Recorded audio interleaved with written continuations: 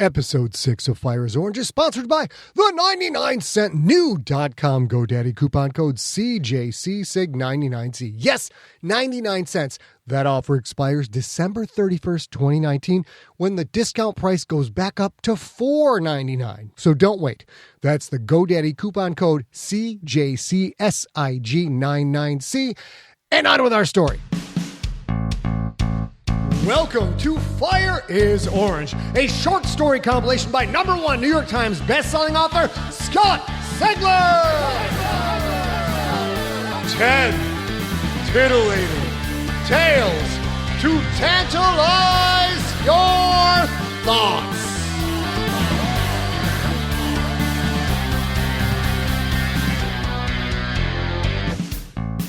Hello, junkies. Not a lot of talky talk today because I am in the trenches with Mount Fitzroy, the sequel to Earthcore. It's about 250,000 words now. It's a 250,000 word book. It's getting into George R. R. Martin territory. It's bonkers. But hey, we'll get to that when we get to that. For now, Fire is Orange is finally available on Audible, on iTunes, and on Kindle. It'll be available for other ebook readers soon. But right now, you can get it for Audible, iTunes, and Kindle. Get those links over at scottsegler.com/fireisorange. And for that link, Fire is Orange is one word, no spaces. This week, we have 2 short stories for you. One read by A.B. Kovacs, a real girl herself. The other one read by me. Both of the stories are about romance of a sort. So why don't you consider this a double date with A and I and you, and then also you. So I think you double date, but you're both of the double dates. It's like you get 2 dates. That's pretty good. This week, I'm going to play you the story. Then I will play you the author's note about said story. Here we go with Mr. Double M, and we will follow that up with Fifth Girl. Happy double date, junkies.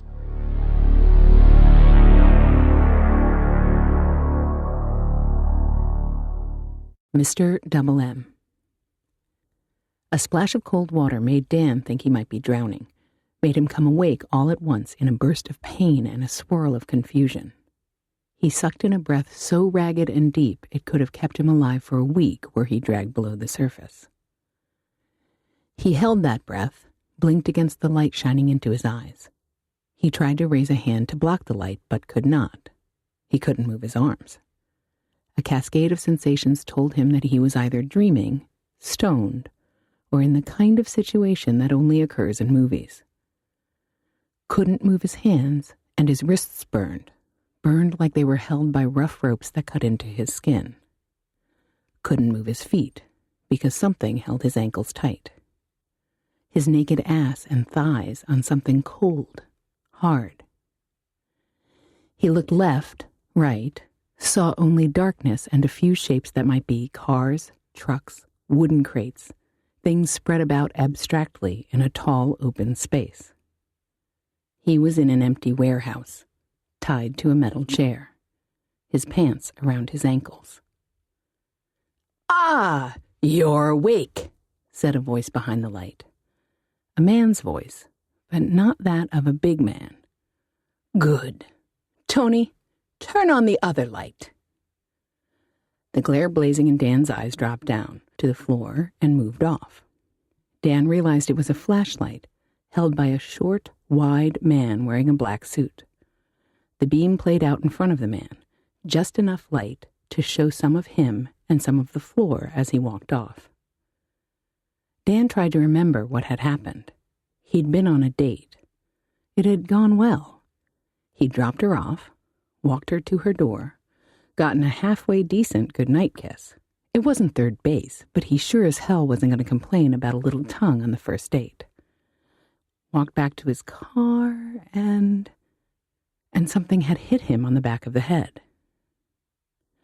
A single overhead light clicked on, echoing through the warehouse, casting a spotlight on Dan, on the floor, on a wooden table right in front of Dan, and on a black-striped gray house cat sitting on top of that table. A tabby with white feet and a splash of white at the chest. "Hello, Dan," the cat said. "Having a rough night?" Dan stared. He vaguely heard heavy footsteps from the man walking back, flat soles grinding loose dirt against old concrete. "Dan, snap out of it," the cat said. "Tony has more water, but I'd like him to save it in case you get thirsty." Dan kept staring. The man, Tony, walked by.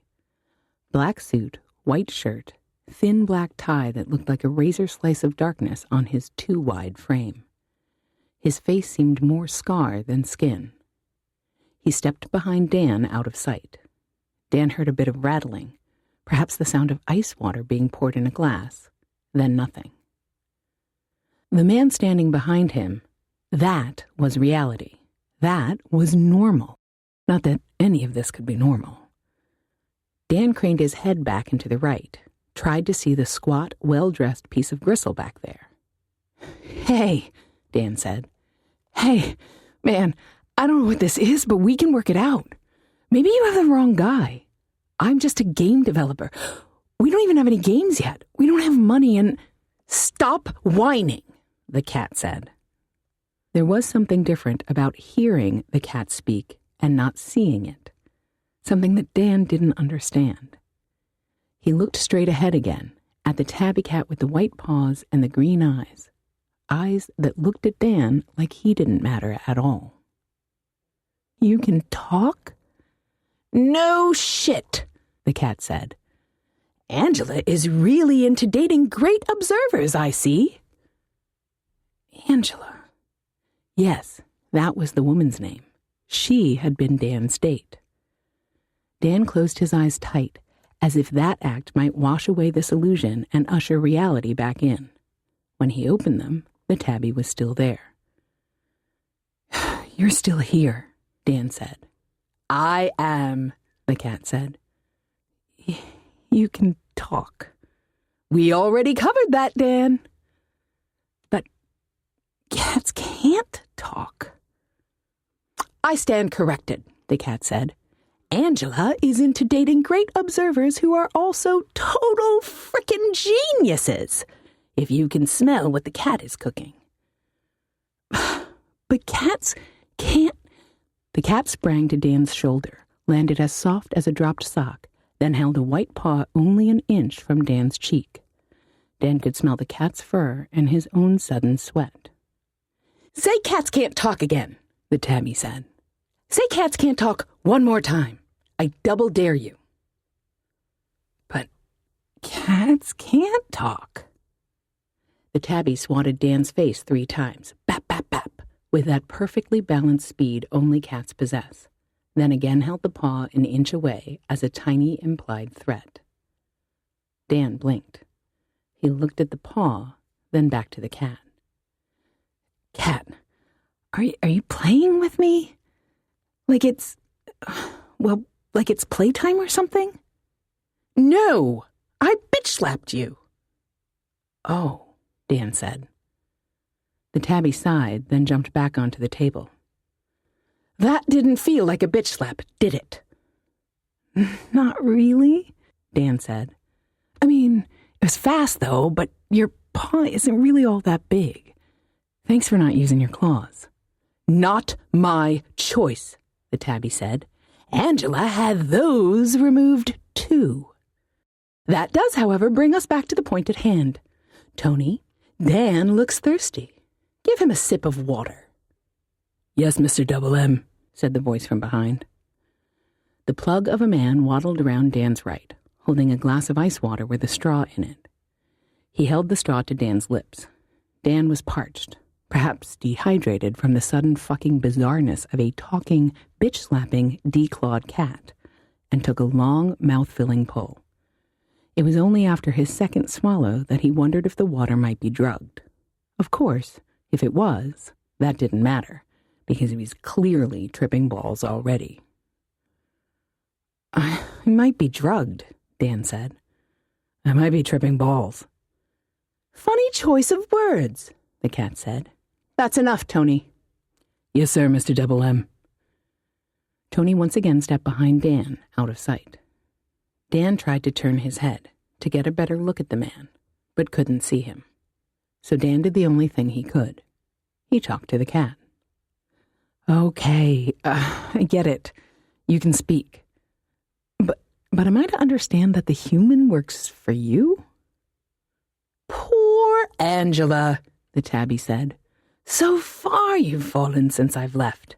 Yes, dummy, the man works for me. But you're a cat.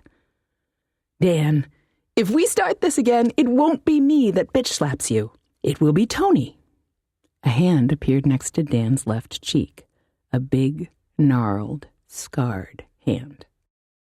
As you can see, that's not a paw, the cat said. Your mileage may vary. Dan imagined that meat slab of a hand hitting him 3 times fast. He nodded. I get it, he said. He works for you, and you're a talking cat. Is it okay if I ask how a human came to work for a cat? Not pertinent to the situation at hand, the cat said. Think of that tale as part of a novel. You ADD millennials, you spend your life sniffing the ass end of a cell phone, but you still know what a novel is, right? Lots of backstory, plenty of exposition, that kind of thing. What you and I are involved in now, Dan, is a short story. In a short story, you kind of have to get to the point. You get to gloss over extensive world building and dive right into character and situation. Right now, you are a man who was kidnapped out of his car, knocked unconscious, taken to an undisclosed location, then tied to a chair by a man who could kill you easy. A man who acted on the orders of a cat. And that cat is me. So maybe you don't concern yourself with the workplace relationship of said cat and said man who can kill you, and simply focus on the fact that you are tied to said chair. Copy? Dan wondered if the cat had an MFA, and if the cat worked weekends at Starbucks. But that was additional backstory, and the ropes cutting into Dan's wrist emphasized the tabby's point. Copy, Dan said. Good, the cat said.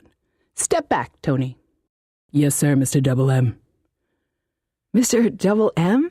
Dan said. What do the 2 M's stand for? The cat raised a paw, licked it, and took his time doing so. Dan waited. Not that Dan could do much else.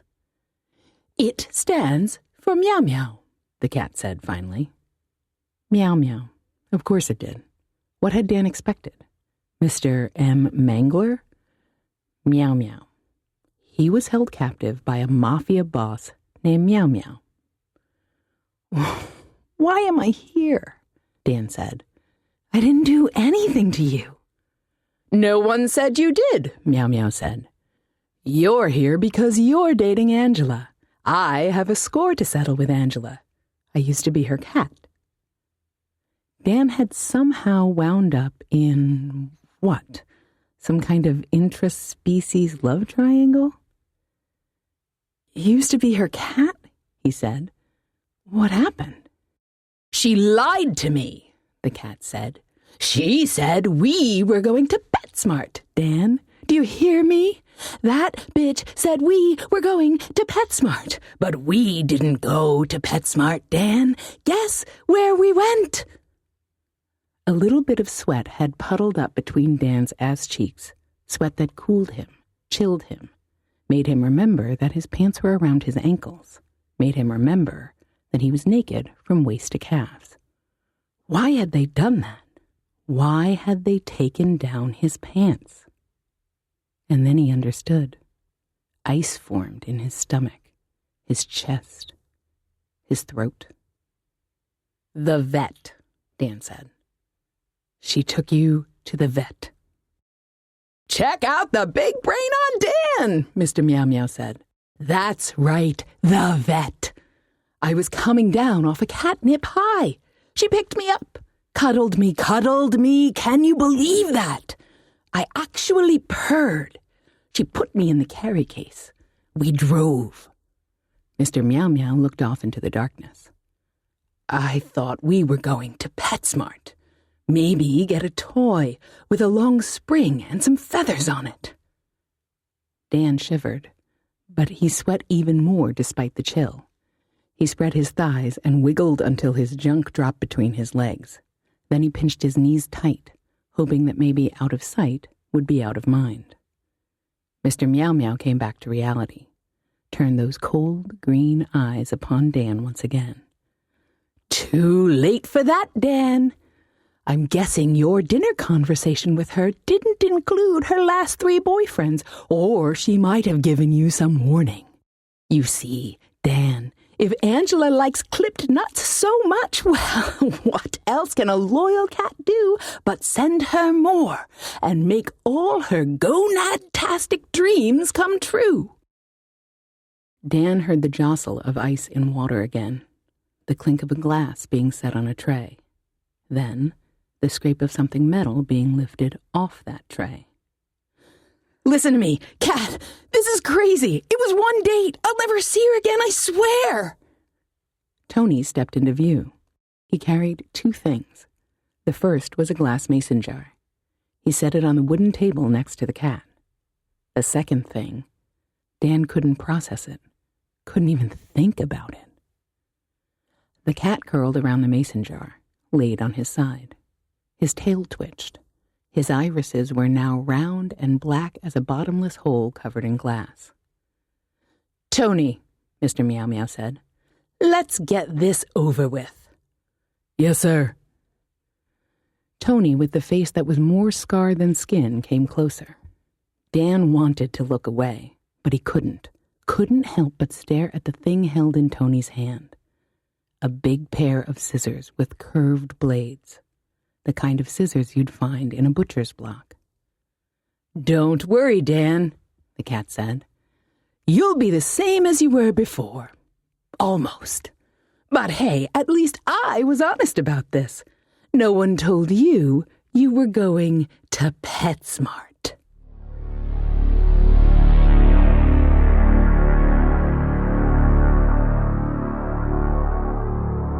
Author's notes for Mr. Double M. Paul and Storm are a comedy musical act. They are crazy. I like them, but they are crazy. They asked if I would contribute a story to their Paul and Storm Anomicon anthology, featuring the work of such literary and entertainment luminaries as Neil Gaiman, Patrick Rothfuss, Mary Robinette Kowal, and John Scalzi.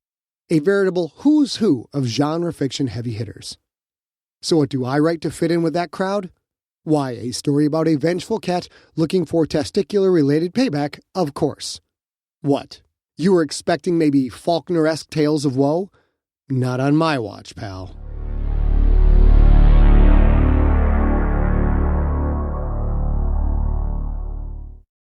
The Fifth Girl. It all depends on the music. And she picked the right music. Sinatra. Not the stuff from when he was old and king of the world, but from when he was all fresh-faced, with that hair, with all the girls in the country going crazy for him. Beatlemania? Yeah, I've seen those videos, and it was great.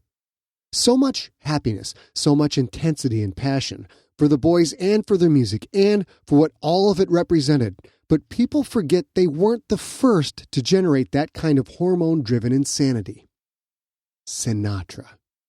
Girls used to line up outside his hotels, and they wouldn't leave. They'd see him and scream and faint, go crazy, just lost in life and song and him. So she picked Old Blue Eyes, but not his well-known standards that have been played into cliché land. She didn't pick That's Life or Send in the Clowns, stuff from when even a living god like Frank was feeling the years, getting ground down by the slow, poisonous, always lethal bite of time. No, she picked I'll Never Smile Again. I think that was his first #1 with that Tommy Somebody orchestra. People will tell you all about love at first sight. I don't know about that, because it hasn't happened to me. But what do I know? I know love at first hear. You can tell so much about a girl by her music.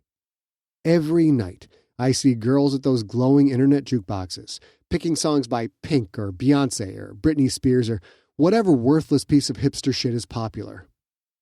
Some of the girls have better taste, going with a Stevie Nicks. Some go with country because maybe that's what's in style now, and you can listen to Taylor Swift and people don't automatically think you're a backwoods hick. I don't know much about music trends. What I do know is this. I watch the jukebox so I can pick the girls who pick the good stuff.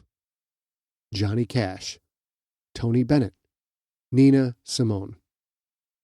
I watch for girls who choose music that actually feels like love. There are a few more artists on that list, but you know what? None of them are as good as Frank.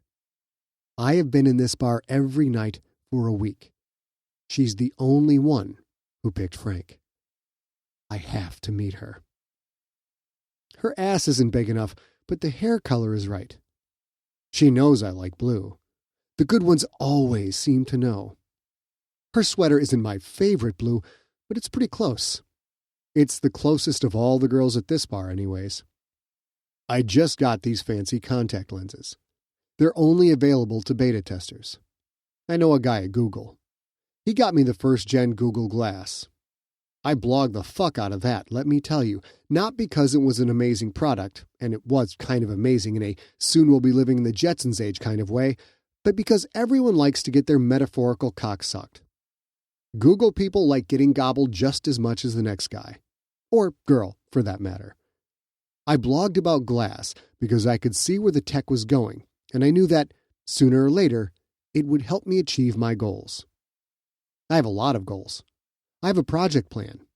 I have a Gantt chart. You have to be organized about these things. All that blogging, all that ass-kissing, it got me the second-gen Google Glass, then the third.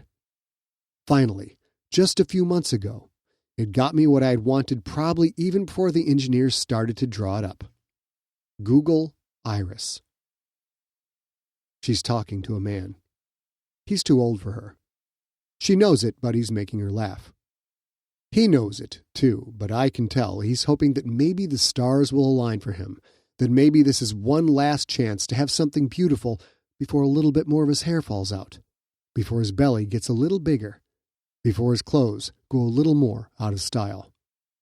One look at his hopeful face tells me that he knows the day is coming when the only way he can get a girl that young is to buy her. And even then, he's not the kind of guy who has enough money to get a girl this nice. In the world's oldest profession, you get what you pay for. I'm not being mean. I speak from experience. I've paid for girls before. I didn't have a lot of money, so I didn't get a lot of girl. The girls I hired were nice enough, though. We had our quiet moments together. Some guys, I bet, they say the mean things like in the pornos, but not me. I treat women with respect, with kindness. I give them what they need, and they give me what I need. That's all the world requires, really. The golden rule, applied to everything. Do unto others. I watch and I wait, trying to time her movements. A picture of the back of her head won't do me any good now, will it? I imagine that it's me she's talking to. She laughs, turns in her chair, giving me a profile. She flips her hair. They always do that, don't they? I wait for the right moment, when she laughs a little harder, turns a little more, enough so that she almost faces my direction. I blink out a rapid pattern, bap bap, pause, bap bap, and Iris captures what I see. What I see is her. I blink out another pattern, call up the picture I just took. When you want to look at pictures, or video, these things are killer, Iris has a way of blocking out real life. Your eyes are wide open, but you can't see 2 inches in front of you. All you see is the image or video playing on the contact lens. A 3/4 profile shot. Not bad. The only way it could be better is if she were looking right at me, and I'm not ready for her to look right at me. Not yet. The way the image captured her, with the half-lidded eyes, a limp flop of hair across her left temple and down her cheek, I can tell she's drunk. I like to think that's because she knows she's going to meet me later, but maybe that's silly. I'm a hopeless romantic. In the movies, they act like being a romantic is a great thing, but sometimes it's not. Sometimes you just hurt inside, and you can't figure out what to do about it. Sometimes I get all twisted up, and it's harder to think. That's why I plan so carefully. When the chance comes with the right girl, I don't want to blow it. How else is Nicholas Sparks going to write another book about me?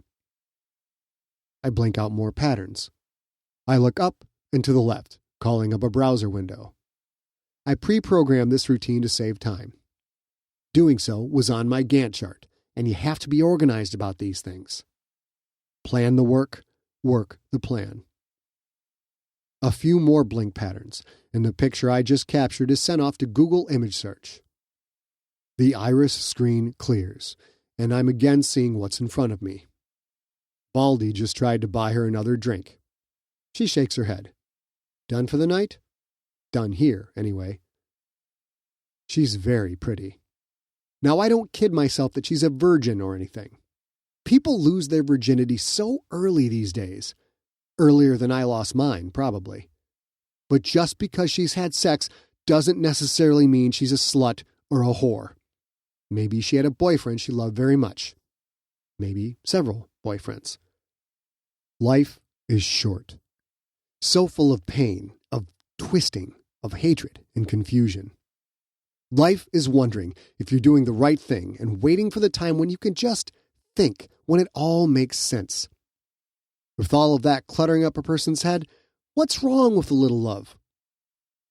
My vision fuzzes for a split second. It's Iris, letting me know I have a hit. Blink, blink, blink, blink, blink. This tech is fun and cool. I'm like a spy or something. I'm just sitting here. No one pays attention to me. No one ever does. Not until I work the plan, and I'm getting all this lovely info. The image search returns 4 probables. All the pictures are of blonde girls, a little chubby in the face, but not too much, all the right color hair, all the right color eyes. It's shocking, really. The faces are so similar that these girls could easily pass for sisters. Maybe they are. Who knows? But for all the power of this image search, for all the spooky ability to map one picture, then grab others that look just like it from all over the internet, it still can't quite beat the human eye. Could I look through several billion photos and find ones that look like her? Not in 100 lifetimes.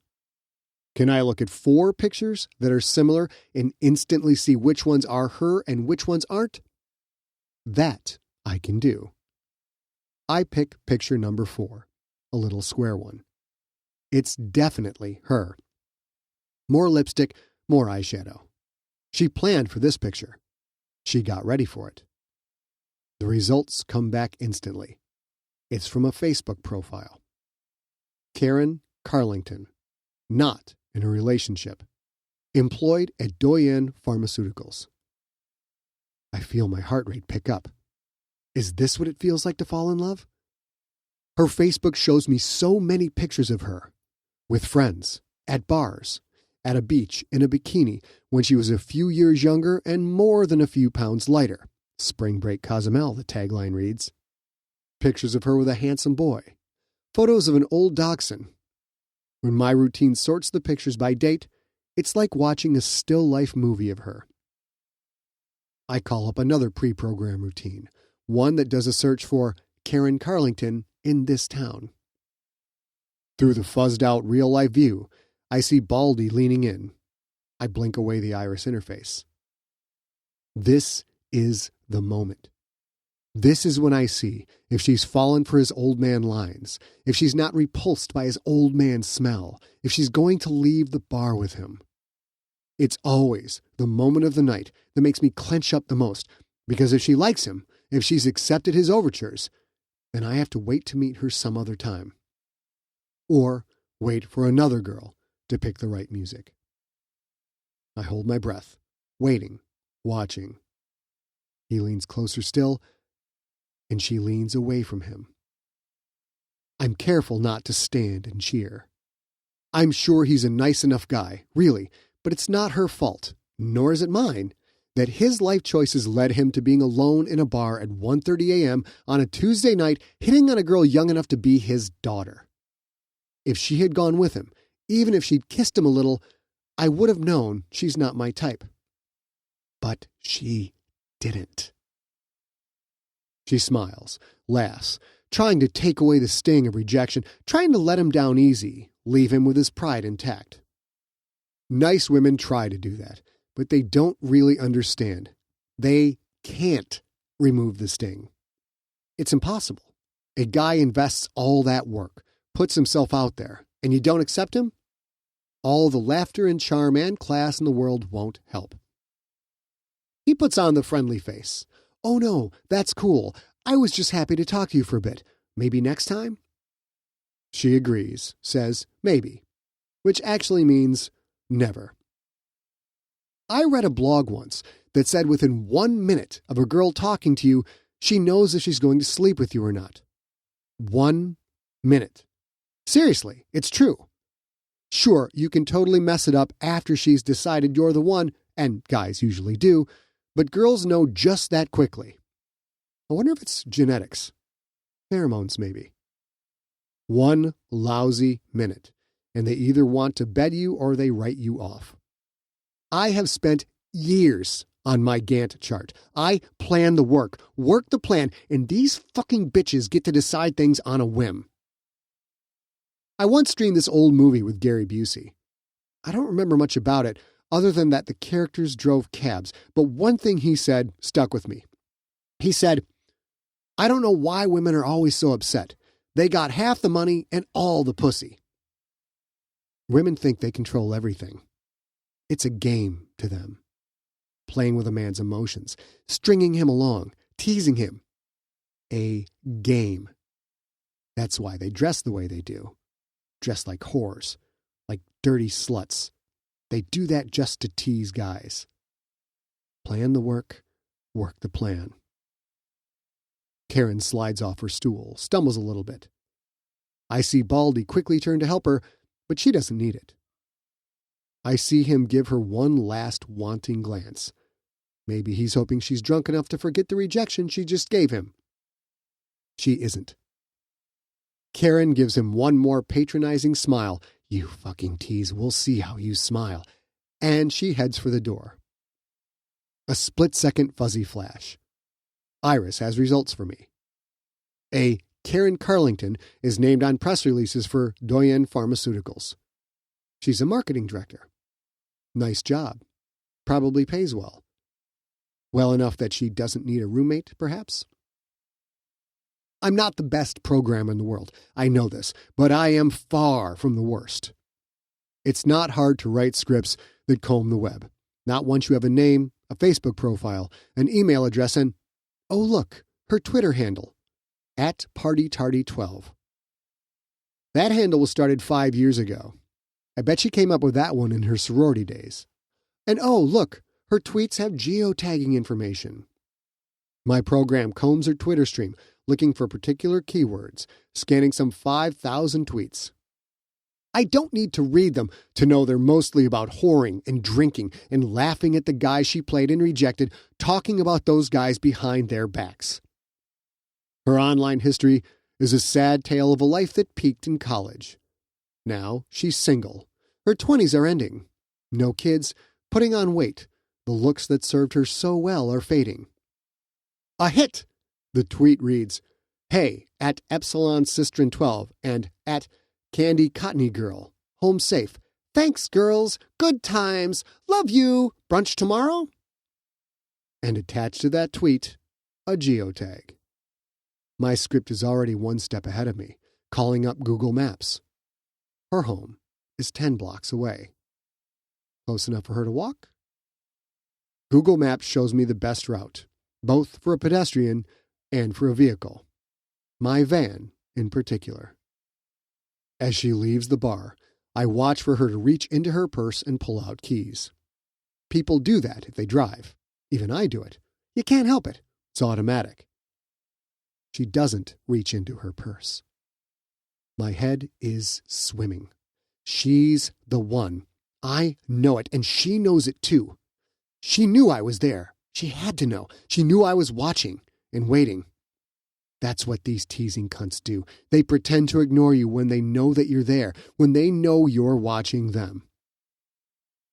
I wait for her to leave. I stand, careful to avoid any eye contact with Baldy. I don't need him remembering my face.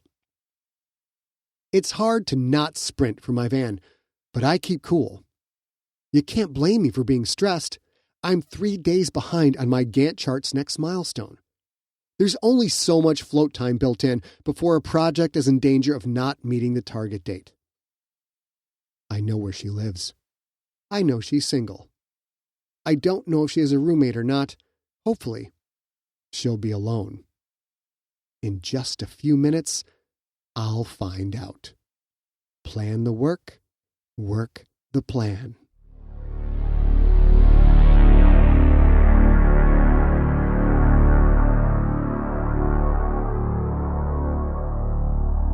Author notes for Fifth Girl. Remember Google Glass? I wrote this story in July of 2013. I heard an NPR story about people hacking Google Glass to achieve face recognition, which, at the time, Google said could not be done. There were a few other hacks as well, but facial recognition opened up a Pandora's box of storytelling possibilities. In short, Fifth Girl is a tale about a tech-savvy serial killer. As if serial killers aren't frightening enough already. As the experts say, be careful about what you put online. You have been listening to Fire is Orange, a short story compilation by #1 New York Times bestselling novelist Scott Sigler. Narrated by Scott Sigler, Ray Porter, and A. Kovacs. Produced by A. Kovacs. Engineered by Steve Rickyberg. Copyright 2019, Empty Set Entertainment. All rights reserved. For more information about the author, visit scottsigler.com. Theme music by the band Amps and Volts.